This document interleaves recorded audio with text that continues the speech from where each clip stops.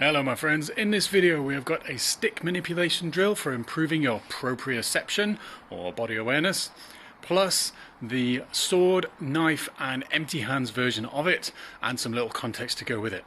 Anyway, enjoy, take care. I'll just show you the drill straight away. Looks like this.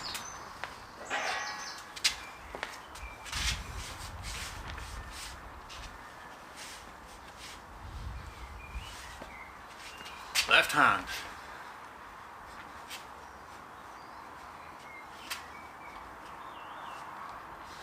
What are we doing here? Well, let's break it down. Right hand from the side.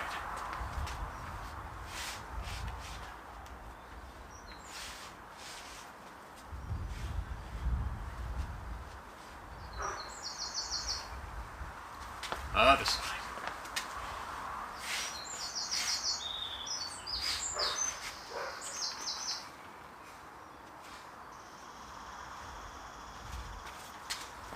Okay, let's break it down step by step. Starting with a stick in my right hand. It doesn't matter if you have right foot or left foot forwards. This is something that can be done when you've got some limited space as well. It's about being aware of where the tip of the stick is and where the rest of the stick is, and still being able to manipulate it and move it around your body without having to contort yourself. So in steps. Start with the stick on the right side of my body. I'm going to use the puño to rake upwards, straight up here.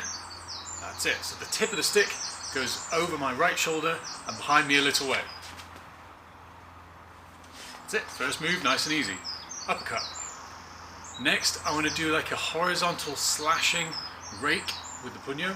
So I need to put the tip of the stick over on the left side, maybe touching my left shoulder, because then that gives me some feedback about where it is. So I've done my uppercut. Manipulate the stick over my head. Don't hit yourself in the head. And raise the elbow if you want to. Rotate for my hook. Up. Stick over. Rotate. There we are. We've done our hooking slash horizontally. Next, I want to do my backhand slash, kind of raking with the puño. It's going to be different to a puño strike. We'll show that in a moment. I'm going to flip the stick back to my right hand side. Again, if I touch my shoulder, I know where it is. And then just kind of move it backwards. It doesn't look like much, but if you've got an object on the end, you get inside someone, it can do something, or at least move you back to a position where you can swing a little harder. So uppercut, flip the stick to the left, horizontal slash, flip the stick to the right, backhand slash, and we're back where we started. Up, flip the stick, horizontal, flip it back, backhand slash. That's it. We're doing that raking with the puño. We can do the same thing thrusting with the tip of the stick. Just need to make the motions a bit bigger, and instead of having my hand kind of cocked this way so that the puño is out, I'm going to have my hand cocked that way so that the tip of the stick is out. Up. Hooking thrust. Reverse hooking thrust. Up, hook, reverse. Up, hook, reverse. So the motion's a little bit different. After I've done my uppercut, instead of flipping the tip to this side, I do my uppercut thrust. And I'm going to retract my right shoulder so that the tip of my stick is pointing towards my training buddy, looking around their guard. Instead of being over here and hitting with that one, being here and hitting with that one. Same on the other side now. Instead of flipping onto my shoulder and going with the puño, I'm just going to flip. It's like an abanico, right? See the abanico motion? Flip it out there. So again, the tip is pointing towards my training buddy. Hooking thrust around, back to the start. Up, load. Forehand hook, load, reverse hook. Up, hook, reverse. Up, forehand hook, reverse hook. Up, forehand, reverse. So with the stick we can use kind of touch on the body to enhance that perception of where the tip of the weapon is while we're learning that. We want to be able to do it in a more advanced way. Then you can either pretend that this is a blade and it's sharp on both sides, so you probably shouldn't touch yourself, Or if you have a training blade, then you can use that one as well. It's a little better reminder that you probably don't want to you don't want to impact it back on yourself here. We're going to start with the same thing. Upward thrust, forehand hook. Notice I'm not touching my shoulder this time. Reverse, backhand hook. Upward, forehand, backhand. Upward, forehand, backhand. Upward, forehand, backhand. Cool. Now, as well as being like a thrusting strike, we can also think about it as a reverse grip cut. Upward cut, horizontal slashing cut, backhand slashing cut. And to get this horizontal movement, I need to angle my wrist a little bit that way. Can do it like a sideways rake with a blade, but that for me is pushing against the weaker part of my grip, and it's more likely I'm just going to disarm myself. So if anything, I want to slice with the sharp bit, not just rake with the point. Up, slice, slice. I'm going to add a little more coordination and use my left hand to control where the target thing that I'm slicing is or stays. Slice, horizontal slice, backhand slice. Up, horizontal, back. Up, horizontal, back. So in my mind here, I'm thinking this upward slice is like an arm. If I've got some kind of limb that I want to deal with, and I'm going to try and catch it on the blade here, press it downwards as I slice upwards. Press down, slice up on someone's arm. Vertical motion here. Vertical scissors or close to open position. Next one, so that's upwards. Next one is horizontal slash here. Yeah, and thinking about arm is low. Or maybe it's somebody's body, arm is low. Passing their arm one side to the other. I can also use my footwork to get around there, and cutting as it goes through. I'm going from open to close. Slice here. Slice here. Notice I'm trying to keep my thumb out of the way because I don't want that to happen if possible. So we got up, horizontal, and the last one, backhand horizontal slice. Thinking about what I'm going to meet along the way. Maybe that could be, well, whatever your imagination takes it to be.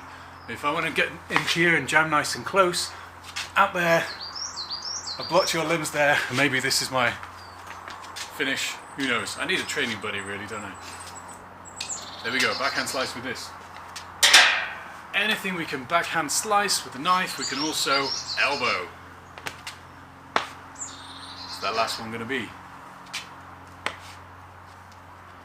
Uppercut, horizontal, reverse horizontal.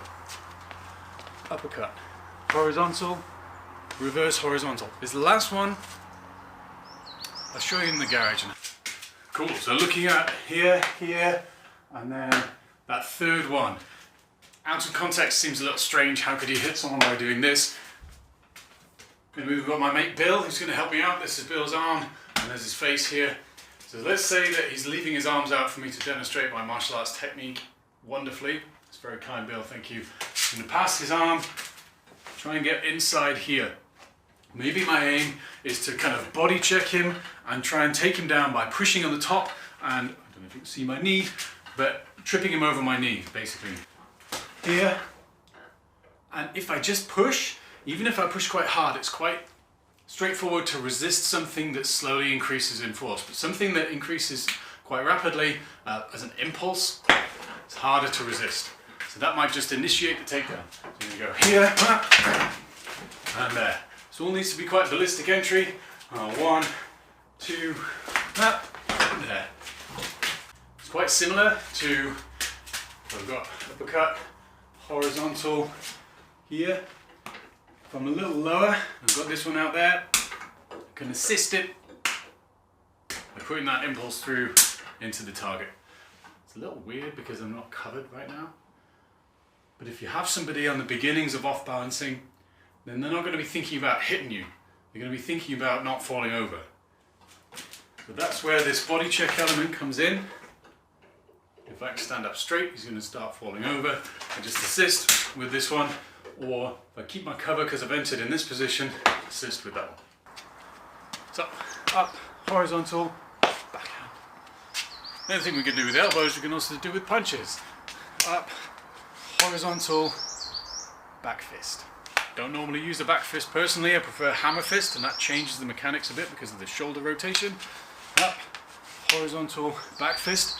Again, this back fist could be a follow-on, maybe a follow-on from an elbow, or if I stick my thumb out, could be something targeting something soft. Particularly if I get into like a 2-on-1 position where I'm controlling somebody's arm. Across my body. I've got under control and over control here on their wrist. Pulling it nice and tight, shoulder pressure, head position in. Put my head up so you can see what's going on. And now, maybe we're locked in a stalemate, or we're kind of wrestling, not really getting anywhere, and I need to hit them to distract them a little bit. Maybe I can hit low here, or I can hit high there. Doesn't take a lot of mechanics to do a lot of distraction, maybe some damage. 1, 2, and snake, and no, this is their arm, isn't it? Anyway, I'll show you that in the garage too. Controlling the wrist, controlling the upper arm, got my shoulder pressure in here, head position, I want my head to be on the inside because that helps control the wrestling too. Got some forward pressure, but I'm not entirely leaning on it because I don't want to fall over. And have my forward pressure here like this. But let's say for whatever reason, reached a stalemate, I can't wrench him, I can't move my entire body to get there, and I need to hit him just to distract it. I can go 1, 2. And I don't really need to practice that too hard because it doesn't need any mechanics, and I can stay exactly in this control position here and just put in these annoying little hits, because it might just be that is all I need to get a little reaction and then wrench after that. 1, 2, wrench, whatever we're doing from there. So what I can do from my 2-on-1, under, over, got wrist control, I'm looking to hit him somehow, maybe either try the hitchhiker that keeps me in close. Remember my thumb is out there. 1, 2, it's not quite done enough, or he's kind of struggling. I still want to keep that wrist control because who knows what he has in his hand. Maybe I can now hit my uppercut. Good one to do from here. Uppercut underneath. Hook or elbow over the top. And then either that back fist or that funky hammery thummy thing. 1, 2, and then either from here I've got double over, and we can do a figure 4, maybe, or just have fireman's hose, straight arm lock here, although it's not great turning your back. Or I can switch back to under over and continue the wrestle control from here. Maybe even I can do this kind of thing. I'm not a big fan, I usually find people wriggle out unless I keep hold of that wrist. Hope you enjoyed that. It's a little solo drill. Uppercut, horizontal, back. Uppercut, horizontal, back. There we go. Anyway, tell me down below which was your favorite version.